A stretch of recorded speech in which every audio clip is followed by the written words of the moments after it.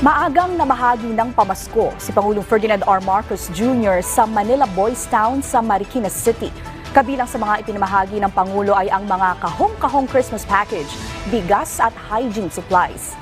Ang detalye sa balitang pambansa ni Clazel Pardilla ng PTV Manila. Habang papalapit ang Pasko, puspusa na ang paghatid ni Pangulong Ferdinand R. Marcos Jr. ng aginaldo.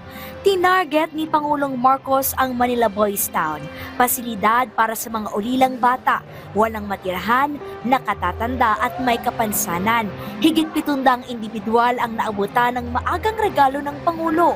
Handog ang kahon-kahong Christmas package, essential goods, bigas at hygiene supplies. Merry Christmas po sa inyo lahat. Kami po ay nandito dahil talagang nagsimula na ang Christmas season. Paskong Pasko na.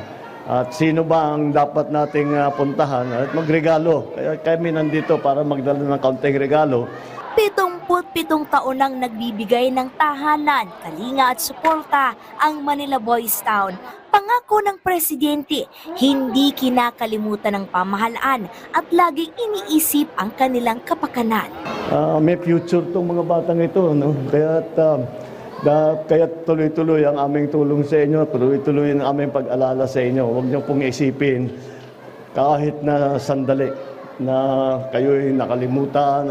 Sa kabila ng mga kalamidad na tumama sa bansa, nangako si Pangulong Marcos na maghahatid ng tulong at serbisyo na mararamdaman ng mga Pilipino ngayong Pasko. Sinabi ko nga kagabi, ang aking Christmas wish, kahit sinong Pilipino, dapat naman magkaroon ng kahit papano maramdaman ang Christmas spirit at magkaroon ng Merry Christmas. Mula sa PTV Manila, Clazel Pardilla, Balitang Pambansa.